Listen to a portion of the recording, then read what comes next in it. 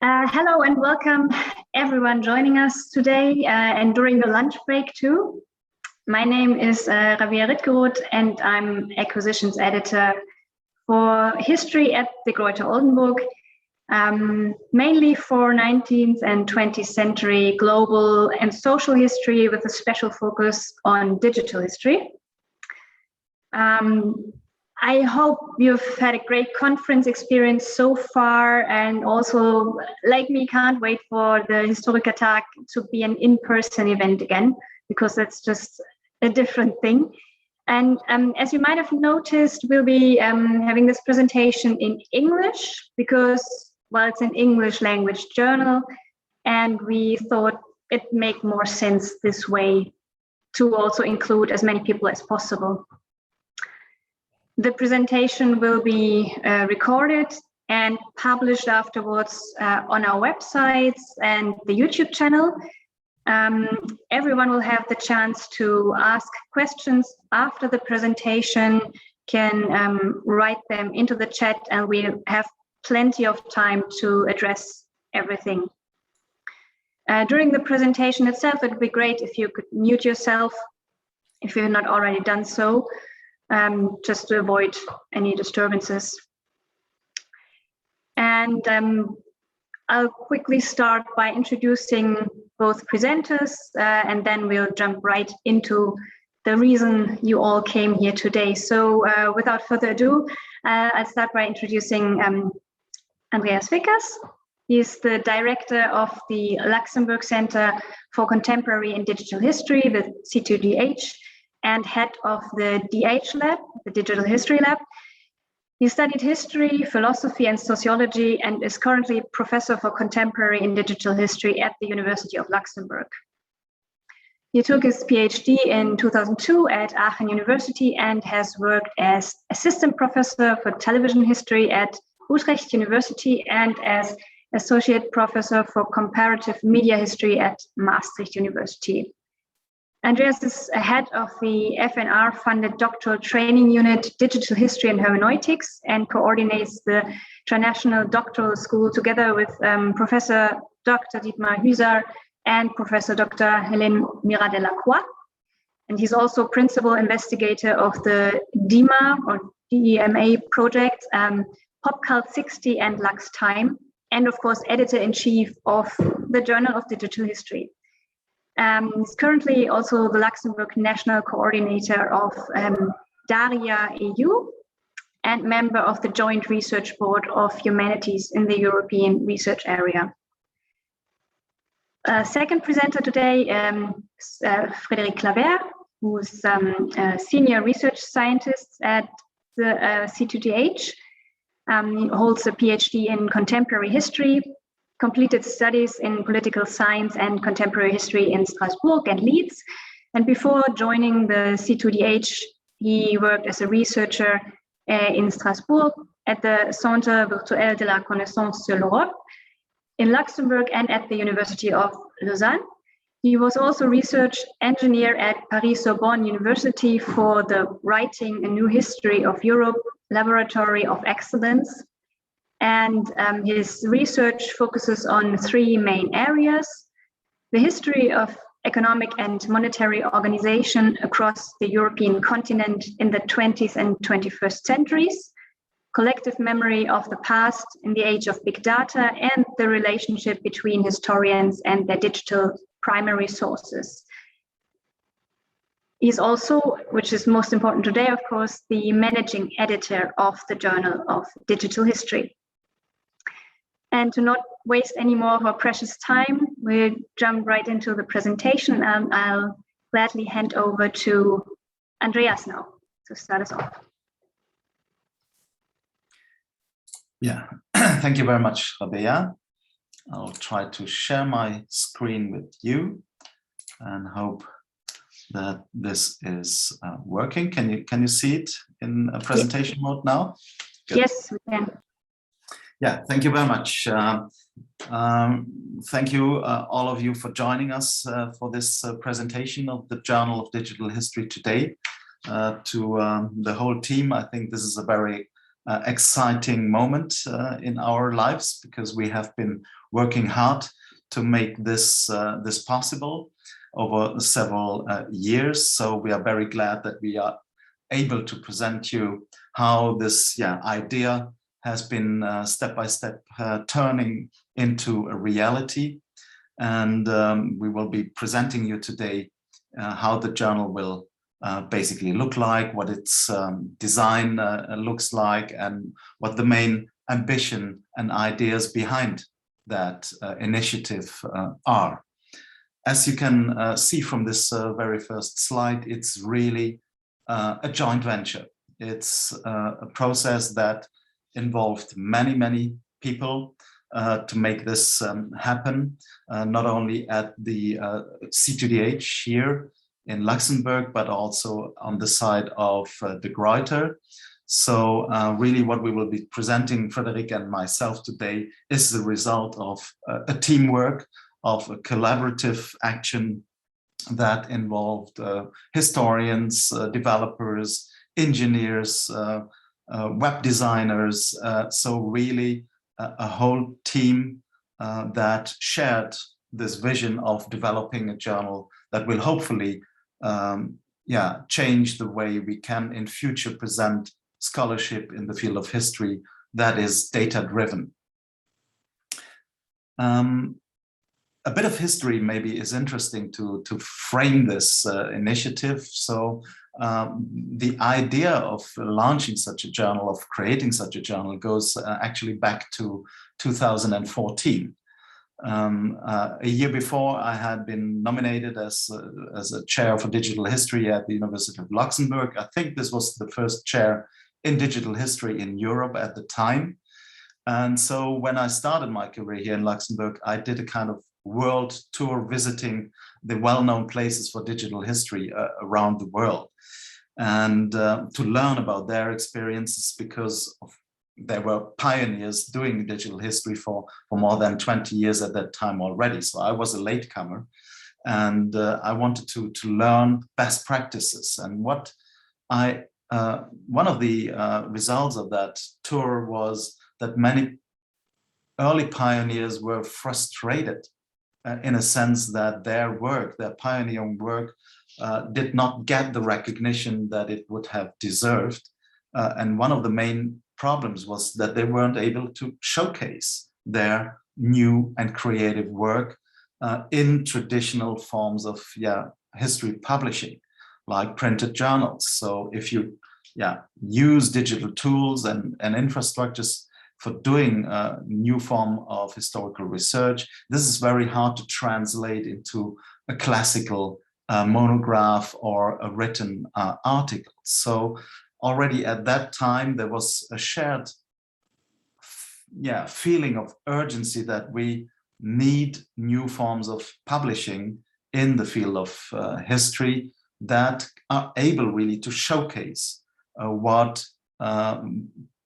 people do in their research. So this is when the idea for the journal was born.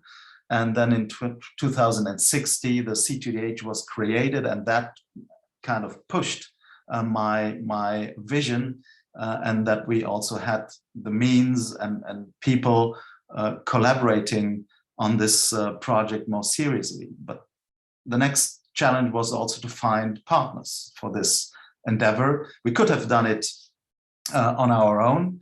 I did start an open access journal already years ago on the field of television history, and there we decided not to go with a professional publisher. But this time I felt that we should partner up with a publisher that really shares our vision in open access publishing and in developing new forms of sharing scholarly content online. So I spoke to lots of different publishers, and I was then very happy to meet, I think, Rabea at the Münster Historikertag in 2018, and immediately we got into a very interesting discussion about possibilities of developing such a journal. And after many meetings, between the two teams, we really decided to go for that joint venture and to take the risk of developing something new. We presented then these ideas for the first time, 2019, at the German Historical Institute in Washington, where we had a conference on digital hermeneutics. So that was then the first public announcement of the journal that we made. Since 2019, really the very concrete development work of the journal started. And yeah, this work will be presented in more detail in a few minutes by Frédéric. Before going into the details of the journal, I would really like to briefly show that the journal is very much embedded into the way we try to do history here at the C2DH, and or think about doing history in the digital age. So the niche of C2DH has been from the very beginning this focus on what we call digital hermeneutics. So we think that it is really imperative for historians in the digital age to think about how digital tools, data, infrastructures are interfering in the process of thinking, doing, and narrating history, and that these interferences that need to be reflected in a critical way.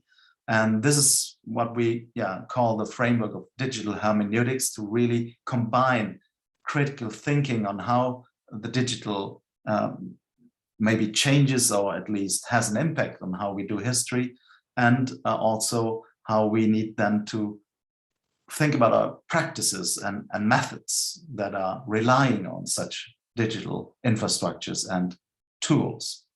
So the journal very much is also an outcome of that thinking, to make those very often invisible and implicit interferences explicit and visible, to really explain how we work, and to in that way also foster transparency and retraceability of work in the field of digital history. We at C2DH subscribe to that philosophy of what we call thinkering, so that combining critical thinking with tinkering, the more playful, hands-on approach with, in this case, also digital tools and technologies. And that is also what very much inspires our work on the journal. We see the C2DH as what we call a trading zone. A trading zone is a concept from sociology of knowledge that tries to understand what's happening when people from different academic disciplines join forces. So how do you translate different vocabularies, different epistemic traditions, and how are you able or not to really develop new forms of interactional expertise that change the way you do, in our case, history. So we very much really try to think about this also in terms of sociology, anthropology of knowledge, and to put that into practice. And putting that into practice means also that what we do is really based on the philosophy of co-design. Historians in the field of digital history, they are no lonely geniuses anymore. We can only do what we aim for, I think, when we are team players, when we join forces, when we bring together knowledge and expertise from very different fields, like data science, computer science, human-computer interaction, from design, and of course various humanities disciplines.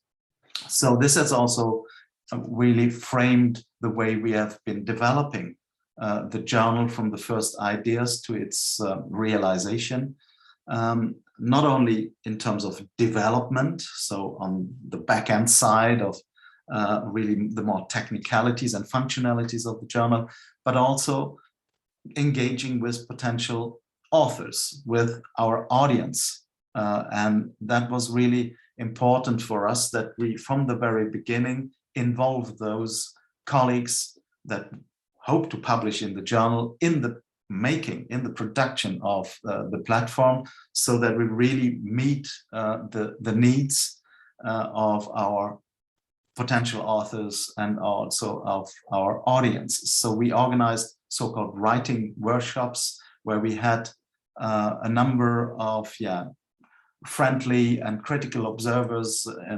invited that were willing to engage in a dialogue with us, preparing the publication of articles for the journal in this approach of co-design. That doesn't, of course, mean that we don't have, at the end of this process, a blind peer review process to guarantee really the scientific quality of the output. But here it was more about developing an infrastructure, developing a workflow that really reflects the needs and the realities of historians working with digital data sets. Very briefly, before handing over to Frédéric, so our main vision is that this journal will allow a new form of publishing, of reading also then, of digital scholarship, combining different layers that are generally put apart. That is the story layer. So we want authors to engage in innovative forms of storytelling. It can be also multimedia, transmedia forms of storytelling.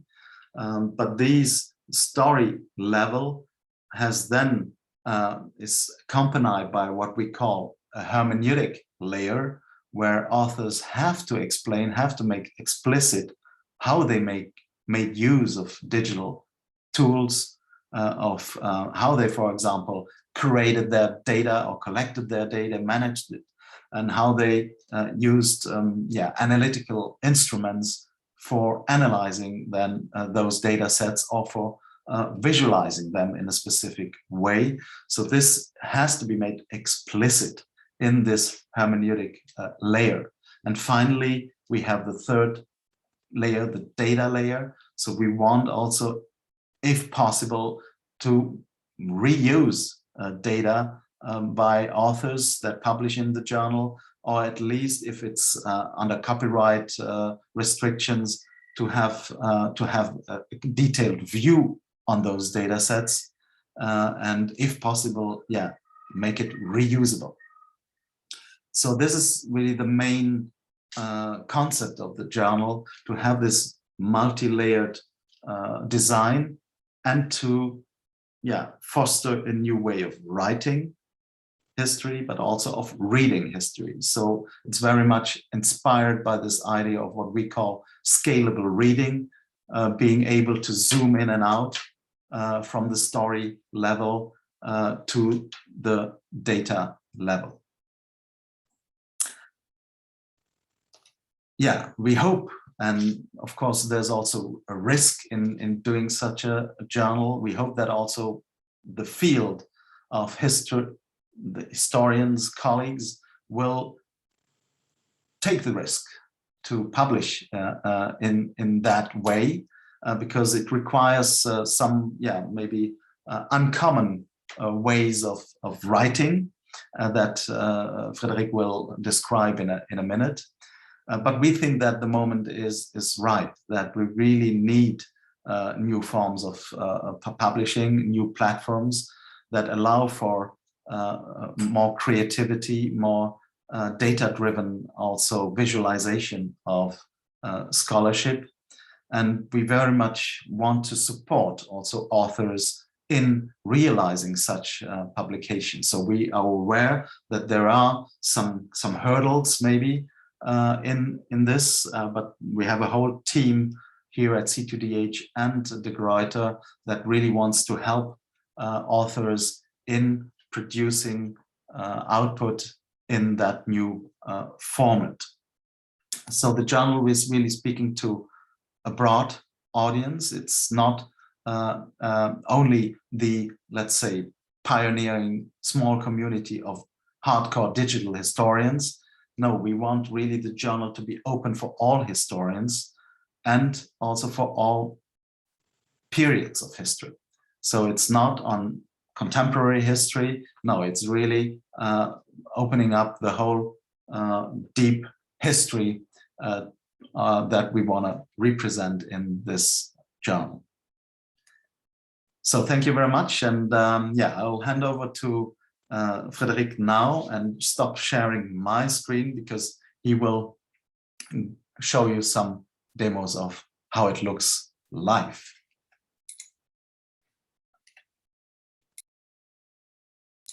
Frédéric.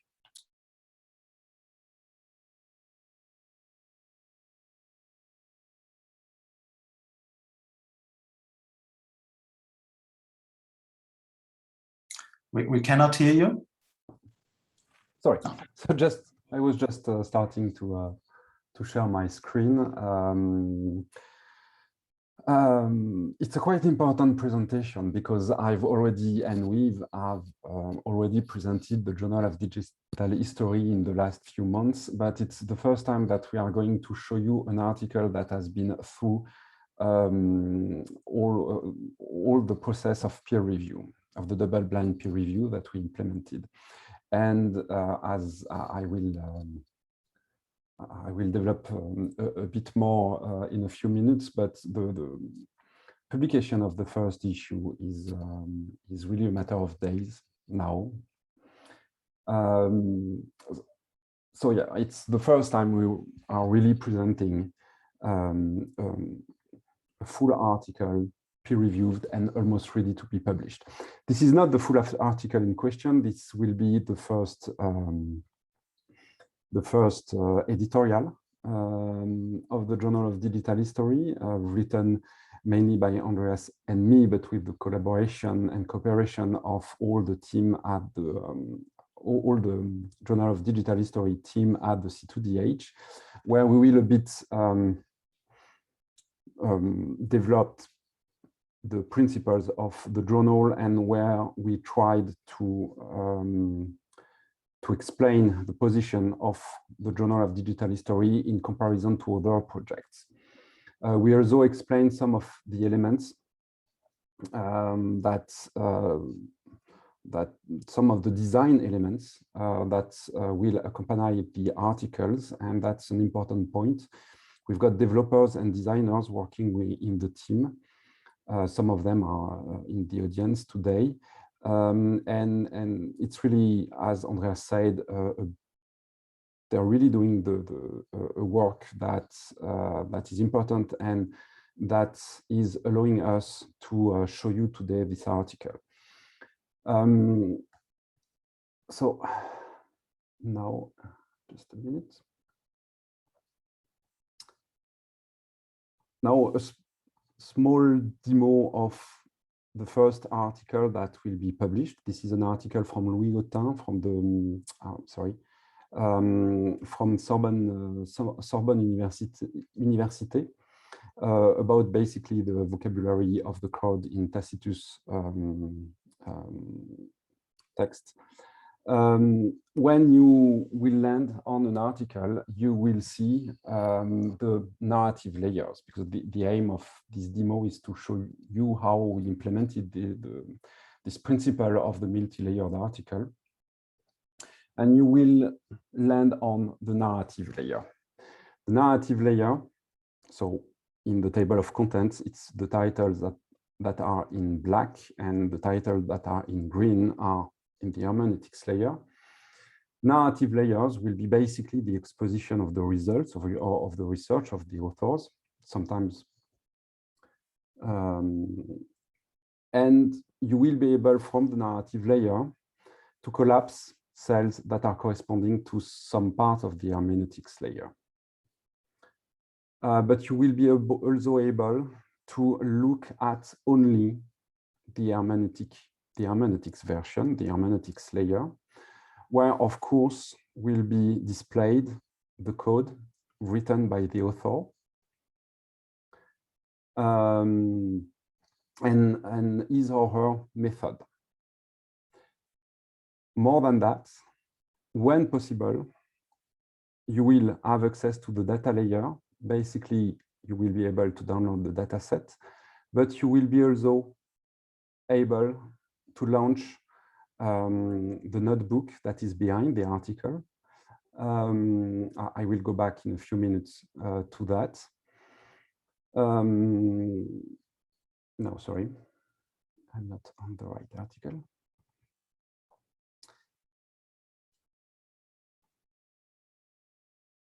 And of course, from the hermeneutics layer, you will be able, if you wish to look at some cells or some part of the narrative layer. So the way you will read the article will not be cut into two layers. You will always be able to go from one layer to the other layer without stopping your reading.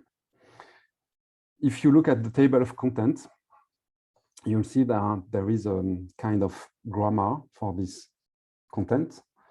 All the titles are, of course, in the tables of contents, but the color, the icons, tells you about what it is about. For instance, a figure has a specific icon, a table has a specific icon, a first level title has a specific icon, and at the end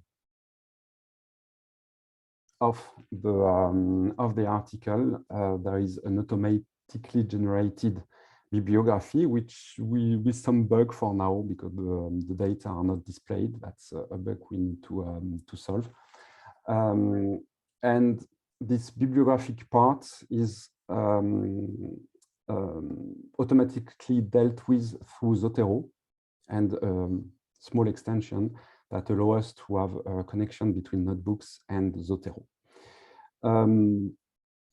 Here, when you click here on the My Binder button, the notebook that is basically the editor of the article that we will publish will be displayed in a different manner. And this different manner will allow you to interact with the code that the author wrote when possible, because sometimes the data sets are so huge that playing with the code may take too many times. But you really will be able to go into the code. Just let me find some more.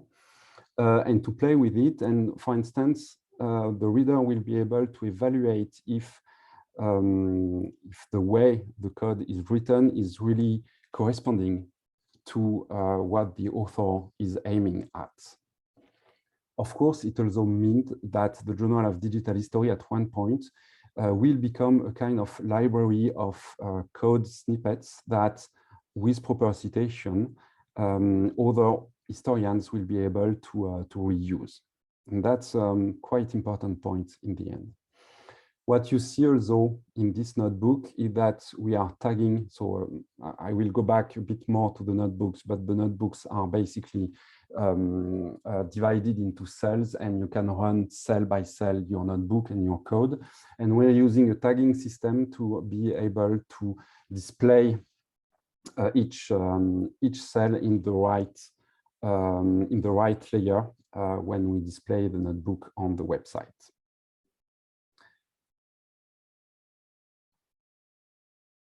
Okay, now I'll go back, I'll stop sharing this and I will go back to the presentation.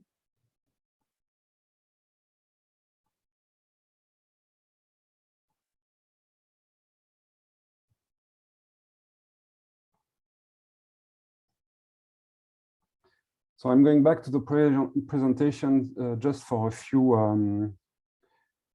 words about the infrastructure of the Journal of Digital History.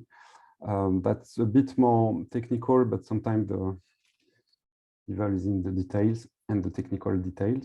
Our infrastructure is now based for the data layer on the Dataverse server that is hosted at the University of Luxembourg. As an editor for the article, we are using Jupyter Notebooks. Jupyter Notebooks are for now stored on GitHub, but at one point we will have our own Git server.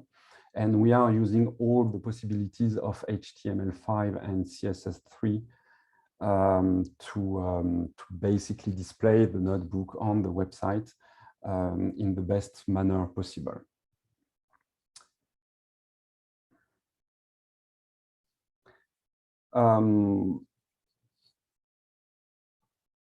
So just a few words about the notebook.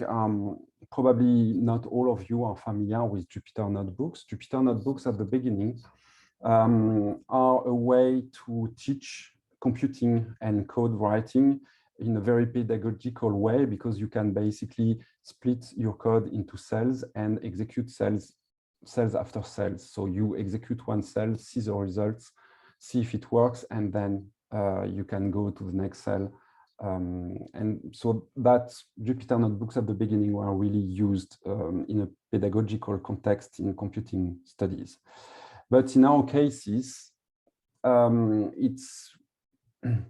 we are using it as an editor for the articles, which means that we really need to cooperate with the authors. Andreas talked about co-design. It's co-design about with the also with the authors, with our authors. And it's also many discussions with the authors to be sure that they will basically be able to use the notebooks as editor and to write the article.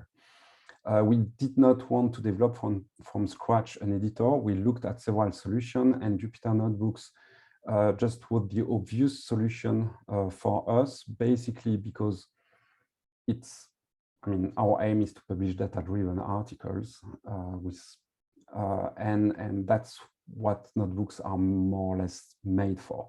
You can use different languages, development languages with notebooks.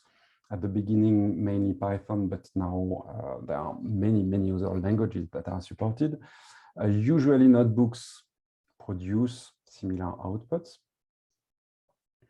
There were already some experiences for online publication of notebooks like Jupyter Book, and that were quite convincing. And the executed code is available in the saved notebook, so we don't have to rerun the notebook each time we want to display an article. The problem with notebooks is that the document structure is very poor, and there is no good way to handle bibliographic references.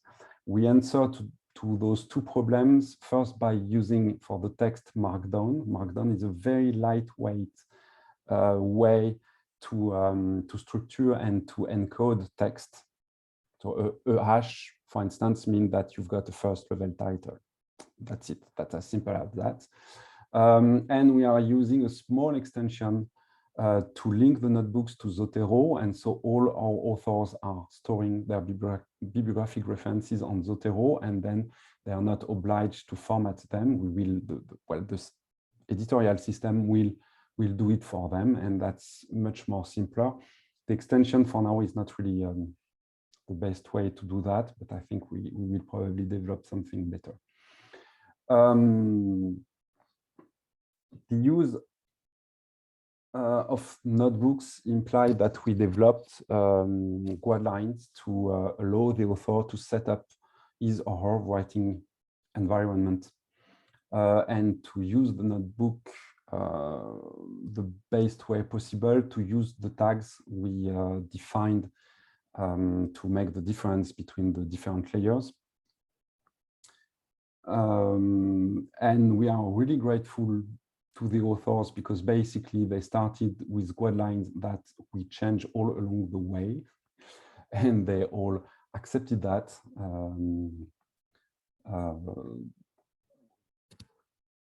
with really lots of enthusiasm. Some words before maybe we switch to questions. about the notion of issue in the Journal of Digital History. We are not going to publish all articles of an issue at the same time for different reasons, because it's an online journal and so we don't need to. But there is another reason, which is that for each issue there is a strong workload for the team at the C2DH, because we want really to help the authors to have the best article possible, including technically, and that's sometimes imply a very strong workload for each article. All issues, the fact though that Journal of Digital History issue will be streams will allow us to play a bit with the concept of issue. For instance, we are discussing within the editorial board the notion of open-ended issue, issue that we can basically feed for some months or even years to show the evolution of a theme in digital history. That's also another advantage of seeing issue as streams. Another final word about issues for the Journal of Digital History. They will be made of, well, the articles will concern all period of history, because the aim is not to focus on a period or on a subject, but to focus really on what is on data-driven research. In terms of deadlines now, we aimed at the beginning to publish the first issue on the 27th of September. As you see, we are a bit late, but theoretically, the first few articles will be online on the 18th of October, which means in 11 days. So we are quite excited about that. We are already also thinking about the next few issues, and there is always on the website of the Journal of Digital History an open call for papers. So if you're interested, please contribute. And I'm finished.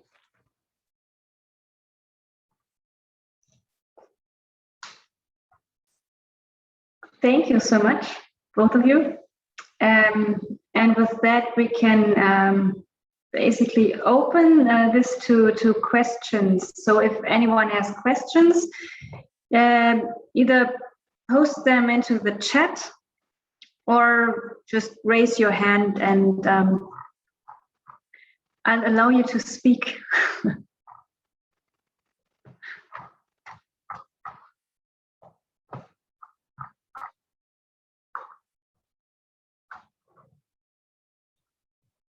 I've already posted the link to the website in the chat, so everyone can copy the link and save it, of course. Rabea, if I want to see the gallery, I don't see all the icons of the participants. I don't know if this has to do with my computer, but I only see you, Frédéric, and myself. But not the other icons, so I don't know if we can. That's because we are the most important people here. No, but I did. Can you? Is it different now? Because I just changed. Into gallery. No, but no. Oh, sorry. But we have the first question though. So. And Jan-Holger Kirsch, who asks how many issues per year, how many articles per issue, what are the planned subjects, topics, and are there special issues? So a couple of questions. Yeah, thank you very much, Jan-Holger. These are all questions we are still discussing also with the International Editorial Board we are lucky to have. So as Frédéric was explaining, so far we start with one let's say, issue per year. And this first issue is then an issue that has articles on the run. So during the year, we will publish articles when they are ready to be published. And in parallel of that, in the future, we will also make call for papers for more thematic issues. And they can then run in parallel with the issue that presents work in progress. So there is not a clear definition of how many issues a year maximum. This can change in time, as Frederic was saying. I like this idea too of having open issues running over a long time, and where we have new articles coming. So it's really different from the kind of classical periodical way of publishing issues, 3, 4, 2 a year in the field. Yeah, but there will be calls for special issues for sure. We are already thinking about first special issues. We are in preparation of call for papers for special issues. Yeah, this is open, of course, also for discussion. If authors have ideas for thematic issues, they can contact us, and yeah, we will discuss this in the managing board and in the editorial board of the journal.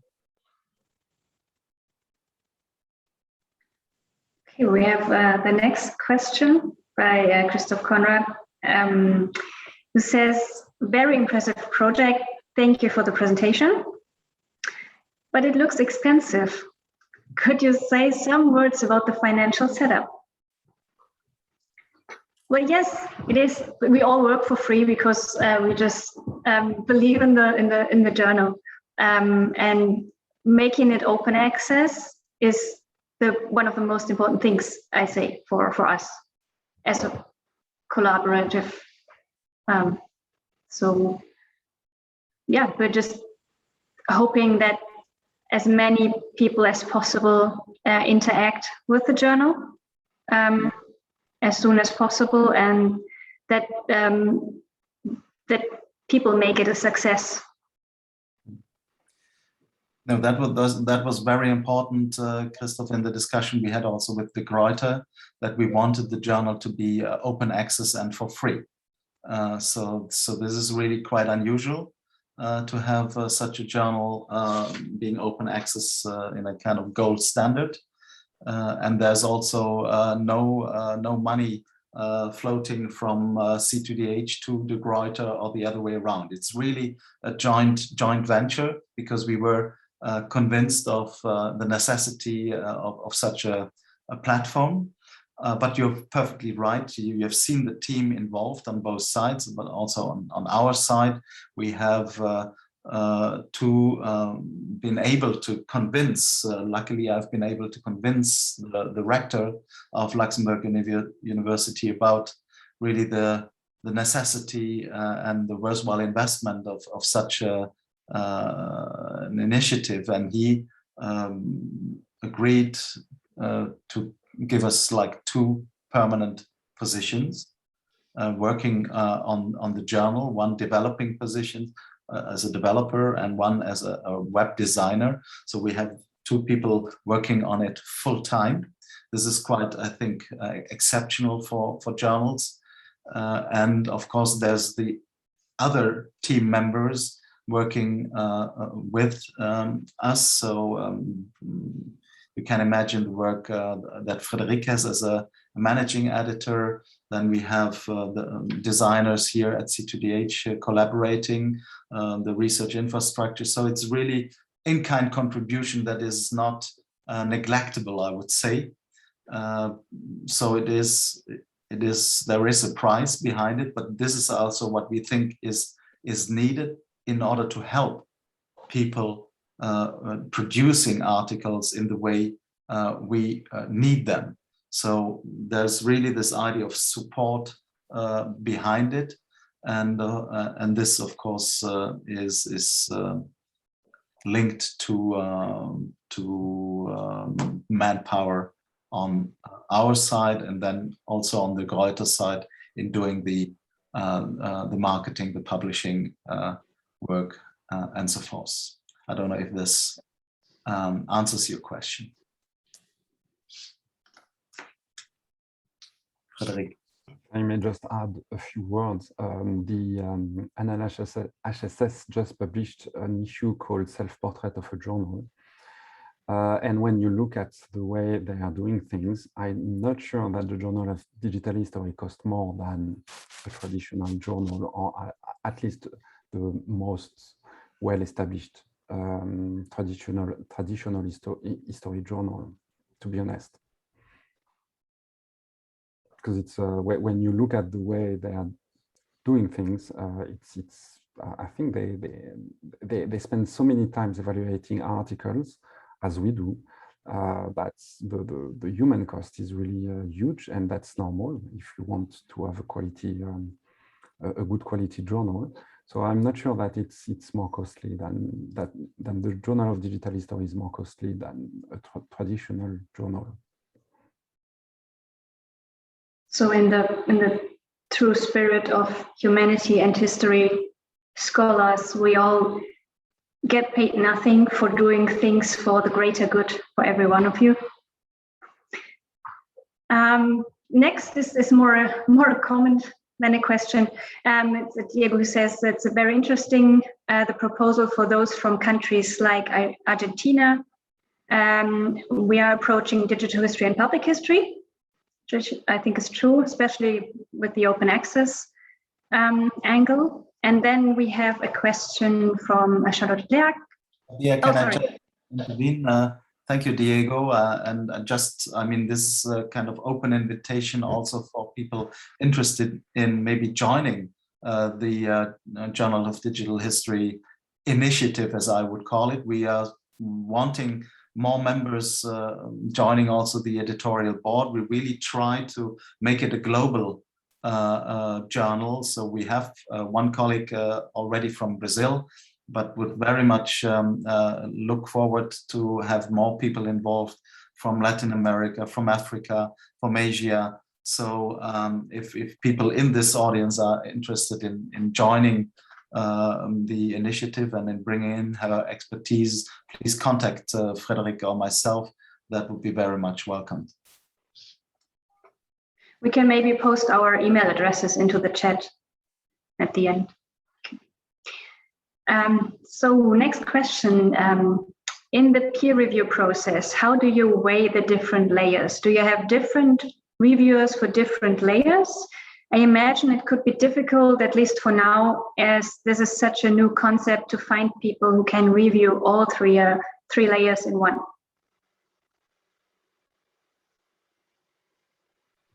I'll answer this one as I manage the peer review process. Each layer is supposed to be at the same level. In fact, all the three layers need to be of the same quality, of course. So the hard choice is, as you suggest, choosing the reviewers. So I've always managed up to now to find one reviewer that will really focus on the content itself, on the narrative layer, on the results, in fact, of the research, and another reviewer who will be more on the code, more able to evaluate the code and the data itself. In some cases, in medieval history, it's very practical. For instance, it's very easy to find historians who can do both. In some cases, I could find reviewers who were able to evaluate the output and the code and the data. The only problem we have for now is that we don't yet have criteria that are clear enough to evaluate the code. Should it be readable, easily readable? How should it be written, etc.? How should it be commented? that's elements we need to think about a bit more.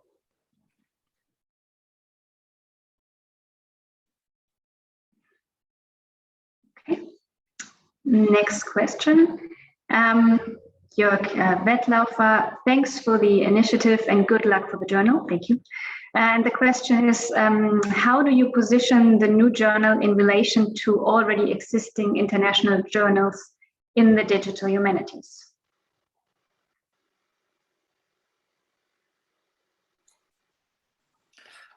Well, we don't, I think, see ourselves as competing to those, but really to be complementary. And of course, there are well-known journals in the field of digital humanities. There are one or two also that are more focusing on data-driven publishing. Of course, we want to really become the platform for historians. I mean, as historians have a specific way of doing science, and we think that this was missing in the field of history. That's how I also started my talk, really by reflecting on the needs I heard from colleagues all around the world, that they were a bit frustrated that kind of classical, digital history research could not be published in other journals. Of course, Digital Humanities Quarterly, you find historical articles as well. But we hope to become a kind of central platform for the discipline of history. And as we said, for all periods and for all kind of topics. I think this is also addressing a question that I see from Nabuhiko, asking if we also publish research on East Asia or on Japan. Of course, yes, that's really what we want. And therefore, I think such a journal for the big field of history was needed. And hopefully we will be able to gather authors from all of these different subfields of the field of history. And I think it's also correct to say that there's no limit to topics or places, right? It's everything goes. Yeah. Okay. But that does answer the next question. So I'll just jump to the last one in the chat for now. Jan-Holger Kirsch again, what about the visualization of contents, images, films, sounds? The article which was shown seemed a bit scarce, primarily consisting of text and code.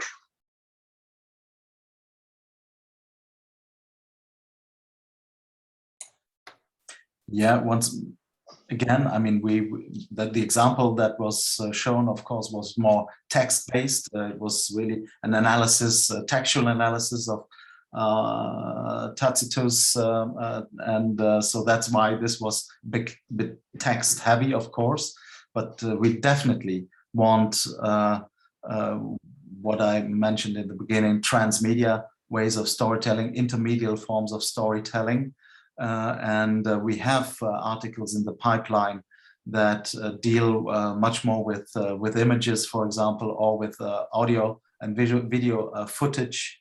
And here then the hermeneutic layer will be much more about how is that digital footage produced or used in your form of storytelling and argumentation.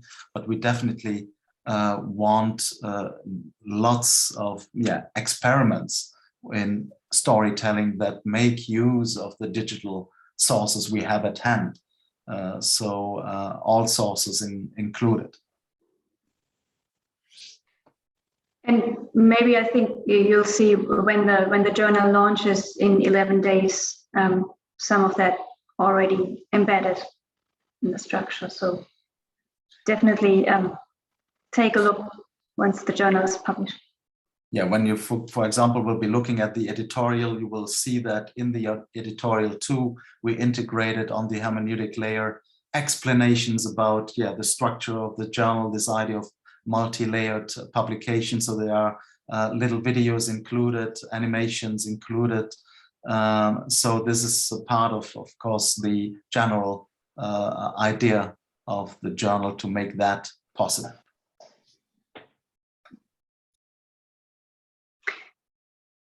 Okay, so there's no further question in the chat, and I also see no hands raised. Thank you. And since we're basically closing in on 1 hour exactly, I think that's a good time to wrap it up and say thank you to everyone who joined. Thank you, Andreas and Frédéric. I'll quickly post your email addresses into the chat if that's all right, so people can get in touch if they want. That's done. Well, yes, thanks again.